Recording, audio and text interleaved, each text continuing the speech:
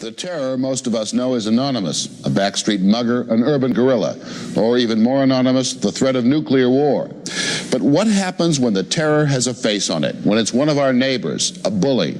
The man who terrorized Skidmore, Missouri was just that, a bully who struck fear into the heart of a town. Even the town marshal was scared to take him on. A one-man reign of terror in a town that just didn't know how to handle it.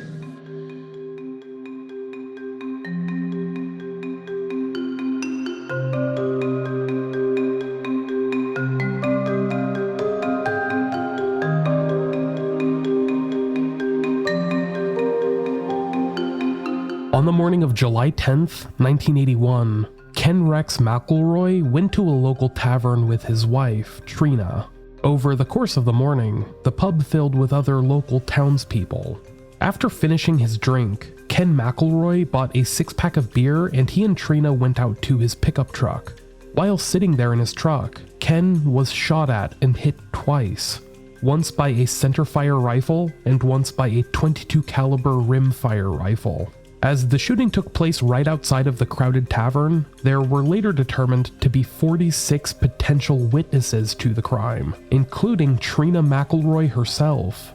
However, only Trena ever attempted to actually identify a culprit, with every single one of the other 45 witnesses claiming that they couldn't tell who had shot the guns or straight up had not seen the shooting take place.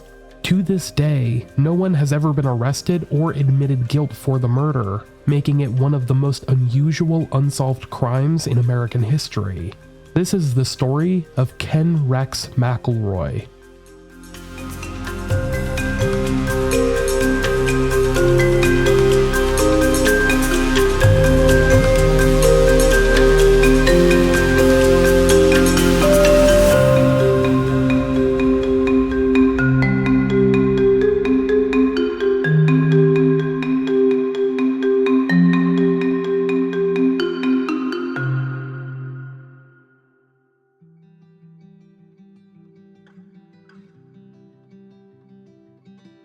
Skidmore, Missouri is a small town, about as small as they come, boasting a population of around 560 in the early 1900s. That already tiny number has slowly fallen over the years, dipping down to 284 during the 2010 census and a mere 245 at the 2020 census.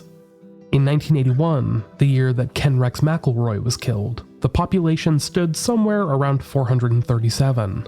Small towns are well known for being places where everybody knows everybody, and moreover where everybody knows everybody else's business. Rumors, gossip, and drama are practically town news in towns like Skidmore. As soon as one person knows something, half the town knows. That's what makes the murder of Ken Rex McElroy so intriguing. The fact that it was committed in broad daylight, in the middle of town, with dozens of potential witnesses. And yet no one seems to know who exactly it was that killed Ken Rex McElroy. The fact of the matter is that, of course, somebody does know who committed this murder. It's quite possible that every single person who lived in Skidmore, Missouri at that time knows. But in the 40+ years since the murder took place, with the exception of Ken's wife, Trena, not a single one of these individuals has come forward, or given a single clue as to who the culprit may be. Moreover, very few seem interested in actually solving this mystery. But why? Why has the town of Skidmore closed ranks and protected a murderer, or multiple murderers, for all these years? Well, the answer to that is quite simple. Because Ken Rex McElroy was, to put it bluntly, an absolute monster who terrorized the town of Skidmore for years prior to his untimely death. Searching for a motive for this murder is a moot point, seeing as the answer to the question of who wanted to kill Ken Rex McElroy may as well be everyone who lived in the town of Skidmore, Missouri in 1981. Still, you might say, being a bad person doesn't mean that the rest of the town should have enacted vigilante justice upon him. After all, isn't that what our court system is here for? In general, I think most would agree that your average Joe shouldn't be acting as judge, jury, and executioner, even if the victim in question has committed multiple crimes. But in order to fully understand the case of Ken Rex McElroy and why the town of Skidmore has turned a blind eye to his killing, we need to first go back and explore who exactly Ken Rex McElroy was, and what he did to turn the rest of the town against him. then you can decide for yourself if what happened here was justified or not. Ken Rex McElroy was born on June 1st, 1934 in Kansas to Tony and Mabel McElroy, farmers who moved between Kansas and the Ozarks regions before eventually settling down in Skidmore, about 100 miles north of Kansas City. Ken was the 15th of the couple's 16 children, so just let that sink in for a moment. After dropping out of school in the 8th grade, Ken quickly began to gain something of a bad reputation around town, to say the least. Like most criminals, his crimes started small, petty theft and the like. But of course, over the years, they began to escalate.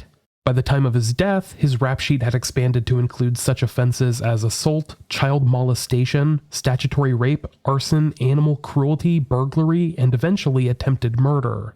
So let's take a look at how he acquired a few of those charges. In his adult life, McElroy was known to have an affinity for young girls, as in preteens and teenagers, to the point where the townspeople knew well to keep their daughters out of his sight. Sadly, Trena McLeod's parents did not get the memo in time, as she caught the predatory eye of Ken Rex McElroy at the age of 12. Yes, 12.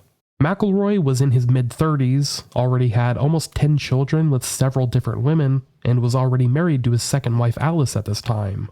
But given what we know about Ken, it's hardly shocking that his marriage did not stop him from stalking and grooming Trena. It said that he would follow her school bus around town, honking until the driver would let Trena out to go with him. Once he had Trena under his thumb, he raped her repeatedly, until she ended up pregnant at the age of just 14. After discovering that she was pregnant, she dropped out of school and went to live with McElroy and his current wife, Alice. Now, Ken McElroy had gotten himself into a bit of a pickle, since of course the pregnancy provided some pretty difficult to deny evidence that he had raped Trena. He seemed to have hoped that keeping her locked up in his home would prevent the authorities from getting involved. However, 16 days after Trena gave birth, she and Alice, McElroy's wife, again I must remind you he is married, took the baby boy and fled to Trena's mother and stepfather's house, an act which set Ken off. He managed to track them down quite easily and force them back to his house at gunpoint. Later, he would take Trena with him back to her mother and stepfather's home, where he shot the family dog before pouring gas throughout the house and setting it on fire. Thankfully, Trena's mother and stepfather were not home at the time, but their house did not have the same luck. A few days later, Trena took her son to the hospital for a checkup, and the doctor was able to sense from her jumpy and nervous disposition that something was wrong. He managed to get the full story out of her and alerted the authorities, who placed Trena and her son in foster care. Following interviews with the police, McElroy was arrested and indicted for arson, assault, and statutory rape. He was released on bail and immediately set out to figure out a way to get away with his crimes. Ken Rex McElroy met with his lawyer, Dick McFadden, who told him that if Trena testified, it would be difficult for him to get away with this. So Ken McElroy decided that his best course of action was some good old-fashioned witness intimidation. He would park outside the foster home that Trena was staying at, sit and stare at the house for hours on end, and tell the parents that he would be willing to trade girl for girl, indicating that he knew how to get at their own daughter. The cops did nothing to stop this, telling Trena and her foster family that Ken McElroy wasn't technically breaking any laws by parking on the street outside of their house. In the meantime, Ken's lawyer pulled every trick he could to draw out the trial. He managed to get the charges split into 2 separate trials, and then consistently sought changes of venues for both, dragging the process on until a year had passed, and no actual trial had been held. All the while, in the background, Ken wormed his way back into Trena's life. Trena eventually told her foster family that she wanted to leave and go live with her grandmother, and although the family rightfully suspected that she would actually be headed straight back to McElroy, there was legally nothing they could do to prevent her from leaving. At around the same time, Ken went to his lawyer with a new idea. What if, he asked, he married Trena? Spouses cannot be compelled to testify against each other. Immediately, the two men set out to make this happen. Ken's divorce from Alice was processing quickly. Since Trena was still underage, a parent had to sign an affidavit allowing the marriage. Unfortunately, Trena's mother was already extremely frightened of Ken Rex McElroy, seeing as he had burned her house down, so she was relatively easily convinced to sign. Trena and Ken Rex McElroy were married when she was just 15 years old, and Ken McElroy's lawyer almost immediately called the prosecutor's office to gloat. Their one and only witness was now his client's wife. The charges, of course, were dropped. Having escaped charges of arson and rape, it's not surprising that Ken McElroy seemed to have felt invincible following this incident, as though the entire town of Skidmore was under his thumb. And so it's also not surprising that he became even more emboldened, if that's possible. Like many criminals who feel emboldened, he began escalating his crimes even further. Ken's first attempted murder was committed against a farmer named Romaine Henry. In July 1976, Romaine heard gunshots going off somewhere on his property. When he tracked down the source of the noise, he found Ken parked in his truck. When Romaine confronted McElroy about being on his property, and moreover shooting a gun on his farm, Ken shot him twice, once in the stomach and then once in his forehead and cheek. Miraculously, Romaine Henry survived these wounds, but this was not the end of his dealings with McElroy. Although Ken Rex McElroy was arrested and charged with assault with the intent to kill, i.e. attempted murder, he and his lawyer quickly started pulling their normal tactics. For the lawyer, constant changes of venue request and finding asinine reasons to delay the trial, and then for Ken, parking outside of Romaine Henry's house for hours on end. When the case finally did come to trial, Romaine testified that McElroy had shot him, and 2 neighbors testified that they had seen McElroy speeding away from the scene of the crime. However, McElroy's lawyer had managed, by some unknown means, to come up with 2 witnesses who claimed to have been with Ken at the time of the shooting, nowhere near Romaine's farm. Shockingly, the jury sided with Ken Rex McElroy, although who can say what sort of jury intimidation they may have dealt with, and he was then let off with no punishment whatsoever for nearly killing Romaine Henry. It's said that following the verdict, McElroy went around town saying that he might as well have killed Romaine. As was becoming clear to everyone in the town, McElroy himself included. Ken had become so untouchable that it seemed entirely possible that he would quite literally get away with murder. And Romaine Henry wouldn't be the last person that McElroy would test this theory on. His next attempted murder started with, of all things, a piece of 10-cent candy.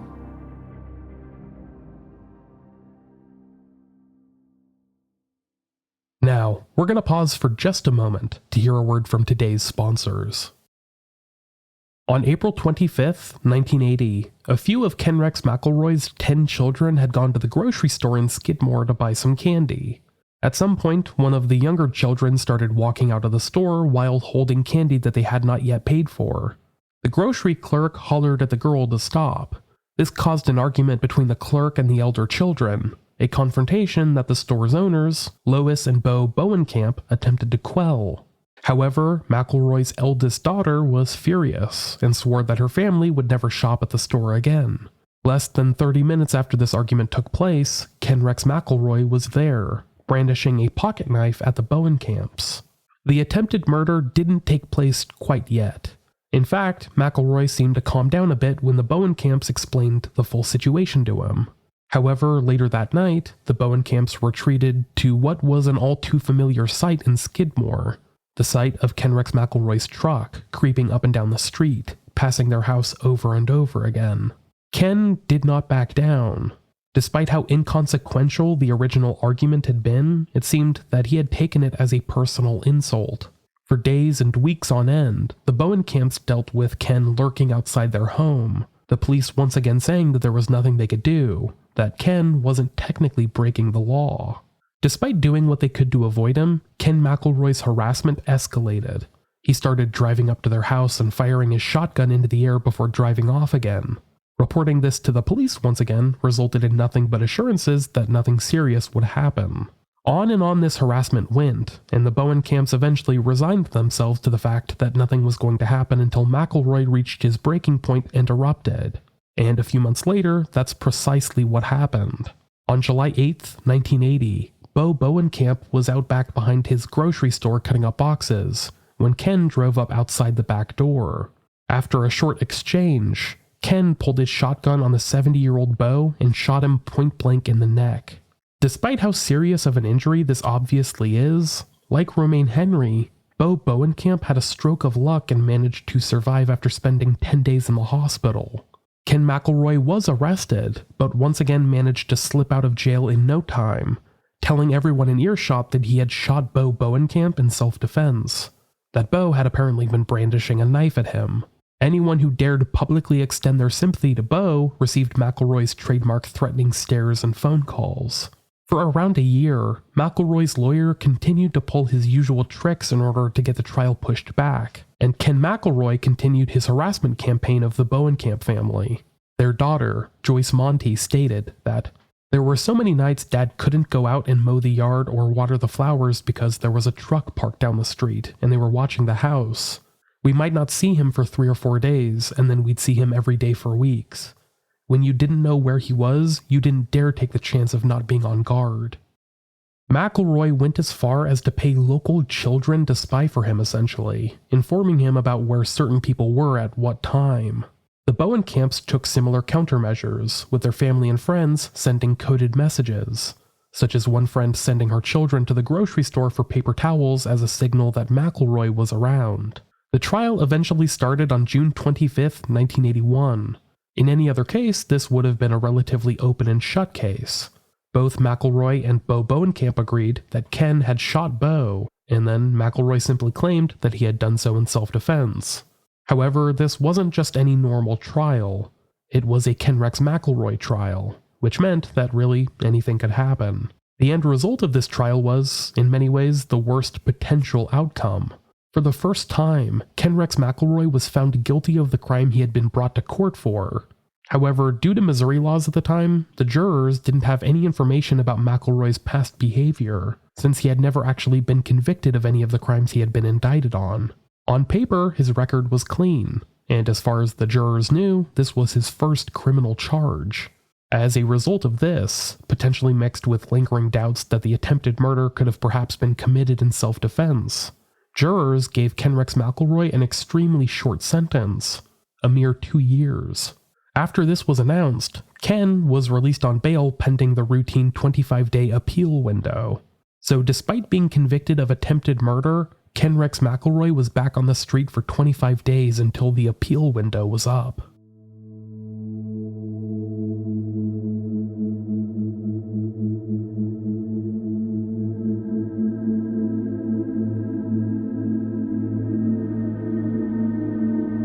It shouldn't come as any surprise that McElroy's ire was directed at one person in particular, Bo Bowenkamp.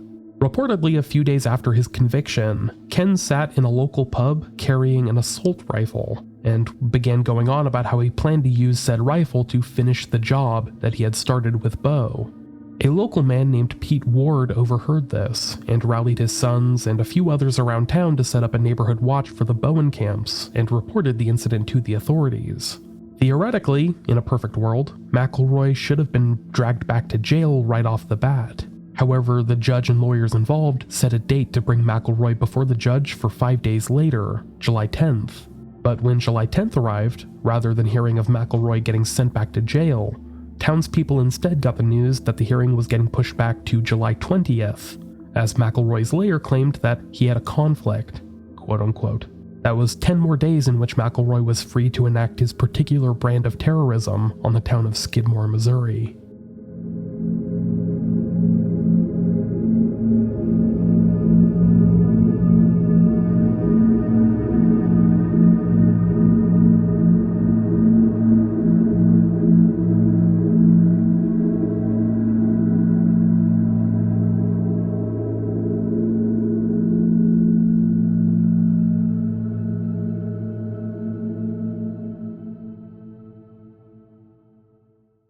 You've probably picked up at this point that a key aspect of Ken Rex McElroy's MO was intimidation, and this intimidation extended to law enforcement as well, to the point where oftentimes McElroy got away with his crimes in large part because local police officers turned a blind eye, too afraid for their own well-being to arrest him.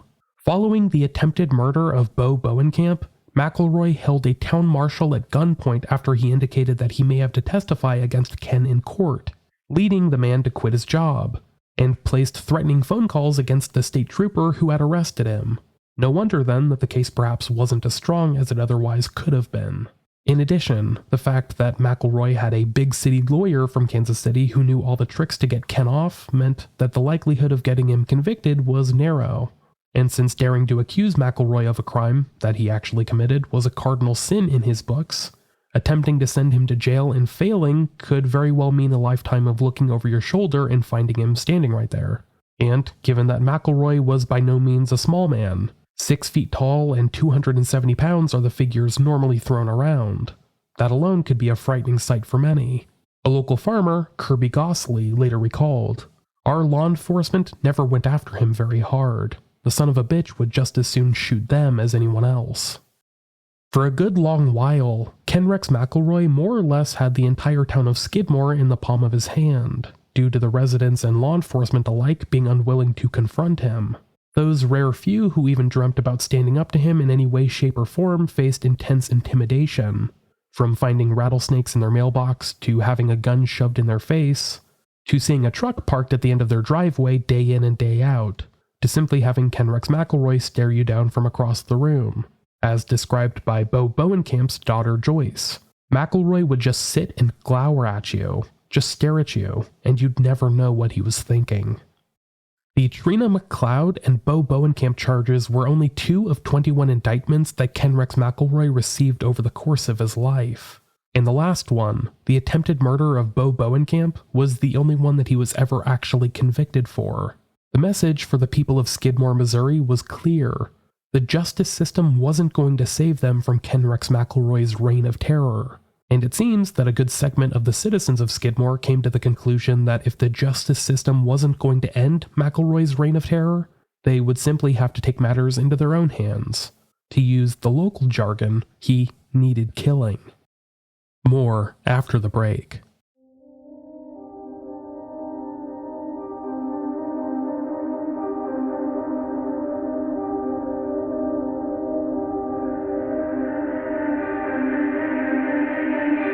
Now we return to that day in July 1981, the day that Ken Rex McElroy was killed in front of a good percentage of the town with no witnesses to be found. That day, after getting the news that McElroy's hearing had fallen through, a group of local men went down to the Legion Hall in the town center to meet with the county sheriff and discuss what they could legally do in order to protect themselves from McElroy's wrath. It seems that the conversation wasn't particularly productive, and the sheriff eventually left to head over to a nearby town. Shortly after the sheriff left, the men who were at the Legion Hall got word that Ken McElroy was in town, down at the local tavern. It's not really known whether or not these men openly discussed an exact plan to murder Ken Rex McElroy, or if they all simply and silently came to the same conclusion. But regardless, they all ended up going over to the same tavern that they knew McElroy was at, and when he left, they followed him out, and one or more of them shot him in the back. The complete and utter lack of witness testimony, despite there being dozens of people around when McElroy was shot, truly speaks to how relieved these people must have been to be rid of him. Some sources say that a number of people around town disapproved of the murder. After all, murder is murder at the end of the day, and McElroy hadn't been actively attacking anyone when he was shot, so you couldn't really claim it to be self-defense in the traditional sense. But no one seemed to be particularly upset that he was gone. The local police rounded up the few dozen people who had been out on the street when McElroy was murdered, and every last one of them claimed that they had not seen a thing. A telephone hotline was set up for people to call in with tips, but no one ever called. The only person who claimed to have seen anything was Trena McElroy, formerly McLeod, who had been in the truck with Ken when he was shot. Trena pointed the finger at a young man named Del Clement.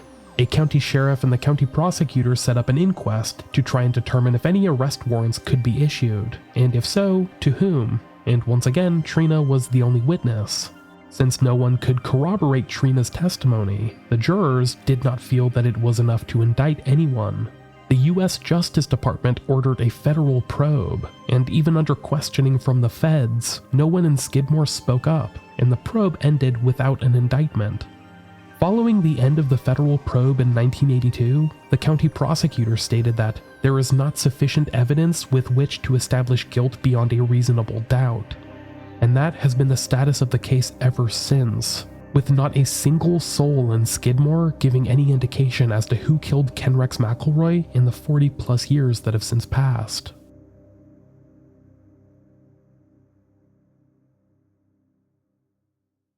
Ken Rex McElroy's life and death left a stain on Skidmore, Missouri that just hasn't been washed out in these intervening 4 decades. Like many rural areas of the US, the already tiny population has just continued to decline, and Skidmore's dwindling population was arguably further driven away by the McElroy murder. Trena McElroy herself moved out of town. She later remarried and had a more or less normal life until dying of cancer in 2012.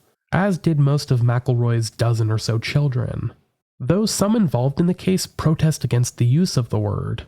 The killing of Ken Rex McElroy is perhaps the most well-known example of vigilante justice in modern America. Whether or not the entire group who went to the Legion Hall that day discussed killing McElroy amongst themselves, if there was a smaller group of the men who made the plan without informing the others, or if it was entirely spontaneous, at the end of the day, the men who killed Ken Rex McElroy took the law into their own hands, and the witnesses who chose not to identify the killers actively chose to let them get away with it. The only question here really is quite simple. Were their actions justified? There's not really a right or wrong answer to that question. It'll likely vary heavily depending on your own personal point of view. However, most people seem to at least understand why the people of Skidmore, Missouri were driven to do what they did, even if they don't necessarily approve of vigilante justice. The town of Skidmore had long since learned how to tiptoe around Ken Rex McElroy's hair-trigger temper, and even then there was no guarantee that his brooding glare wouldn't fall on you or your family for reasons unfathomable to your average person. Regardless of who actually pulled the trigger, there's no doubt that everybody in Skidmore has been sleeping a little easier since the days of McElroy's death. Ideally, of course, one could have hoped that the justice system would have prevented all of this from happening. But given how thoroughly law enforcement and the justice system failed the people of Skidmore, you can hardly blame them for taking matters into their own hands and protecting the rest of the town at the cost of Ken Rex McElroy's life. I think Joyce Monty, the Bowenkamp's daughter, sums it up best. When a person is set loose by the courts to go back to the community they have been preying on, what recourse do the citizens of that community have then? To this day, I do not believe there was a conspiracy to kill Ken McElroy. I think the events that led up to his death were coincidence on top of coincidence that were finally blown apart when he came into town that day like he owned the place. People had had enough. Justice was finally served. It wasn't in the way most of us would have wanted, but sometimes you just have to take what you're given and be satisfied with it. Others have a much less sympathetic viewpoint when looking back at the Ken Rex McElroy incident. Former postmaster Jim Hartman told the New York Times, "I don't think that anyone feels any different than you would about the people who invented penicillin. Nobody tried to hang them for finding a way to kill a germ." Dave Dunbar, the former town marshal, merely said, "It's really a shame about the Silverado. That was a really nice truck." To this day, the story of Ken Rex McElroy remains unresolved. And you know what? Maybe it should stay that way.